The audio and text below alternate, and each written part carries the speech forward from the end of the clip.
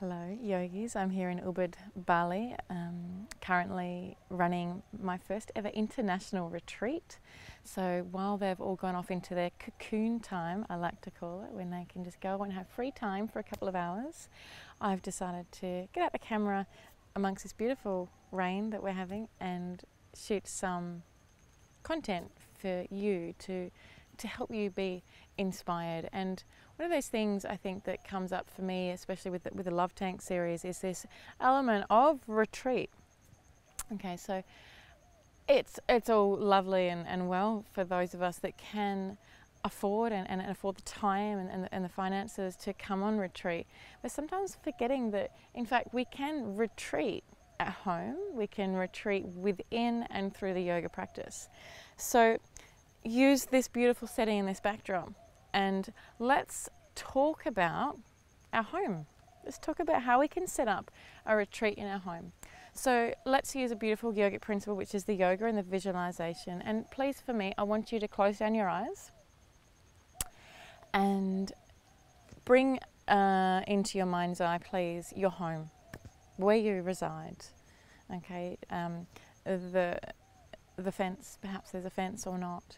Maybe a driveway, maybe it's an apartment or a house, but into the space. So as soon as you open that door, shut the door behind you, and first of all, you'll get a sense of how it feels to be home. Notice your other senses, what you're seeing, what you're hearing, what you're smelling, what you can touch, what you can sense. The spatial awareness we talk about through yoga. You know, when we learn to do something and bring the hands together and that sort of thing, it's also teaching us spatial awareness wherever we are. Maybe we'll expand that to have spatial awareness to know what's happening in other rooms when we're not in them, around the community. And that goes bigger and above and beyond.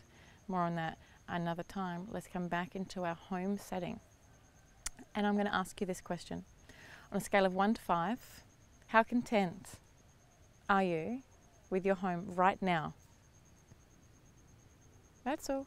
1 to 5. On a scale of 1 to 5, how content are you with your home right now? See, the home is one of the sections of my love tank, and it's such because it's all based around our home and shelter and our foundation. You know, it's where we wake up in the morning, it's where we rest, it's where we turn inwards, it can be family and connection, means so many things.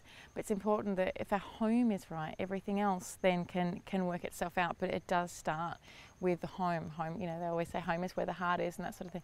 But let's get this area right. Yeah, it's the I am. I am. Okay, so you're looking at your home. You've now given yourself a score from 1 to 5, how content you are with your home. And I want you then to look at your home and look into all the vast areas of elements of your home that you can change and love. It might be colour schemes. It doesn't have to be something that you spend money on, okay? So it might be the way it's decorated. It might be the way the furniture is sitting. Yeah, it might be perhaps some new rules that you need to implement in your household, whether you're living with yourself or with others, about doing the dishes at night. You know, do we want to have the dishes done and cleared away and wipe the bench so that we can start afresh in the morning? And what are our rules around the towels and where we're leaving them? Where is that space, you know, where I can stop, drop and meditate at any time? In my bedroom, is it cluttered? Yeah, and the cluttering, what we call, you know, in our yoga practice, and more on this another time, but when we are cluttered, our minds are cluttered. You know, they say you can judge a person by their car and then by their house, yeah? If you're looking around a whole lot of mess, maybe it's time for some clearing, of sorts for you. Maybe we're looking in our closet and noticing, when did we last wear that outfit? Yeah, do I love it? Do I need it? Am I wearing it? Can I give it away to someone? Yeah. Where they say in with the new and out with the old. So try to, I know I try to, don't always remember to, of course. When we make a new purchase of something, and to let go of something else. So here's our home. We're looking at the closet, we're looking at the cleanliness, we're looking at how cluttered the space is, we're looking at rules around dishes and a roster of when things get done.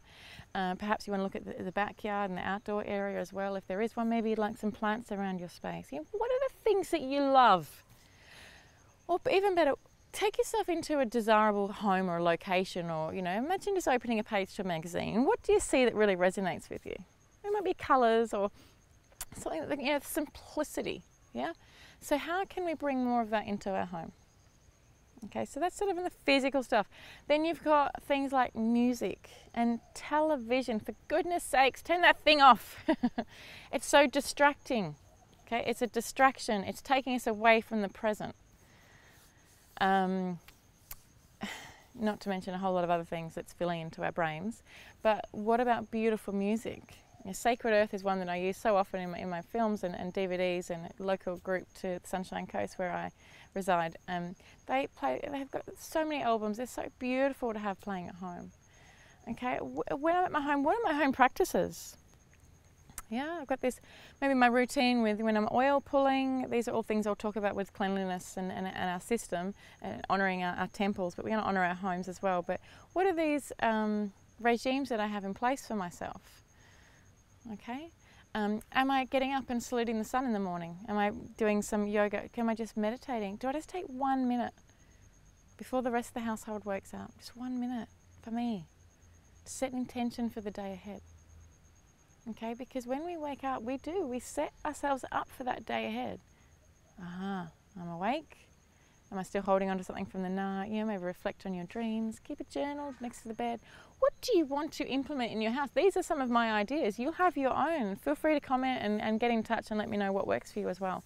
So home, just keep exploring this concept of home, because we can neglect so many areas of our life, and then we wonder why we're out of balance. Yeah, we wonder why we don't really love being at home, so we'd rather go out for dinner, but maybe it's because we haven't made our home a beautiful space. Maybe there's something toxic in the household that needs to go, whether that is people. Yeah, or maybe we need to learn to manage our energy. So, because obviously, I was talking about this only in retreat today, that what do we do with toxic people? And someone said to me, oh, you've got to let them go. And yeah, you do have to let them go. You've got to steer clear from the energy vampires and that sort of thing.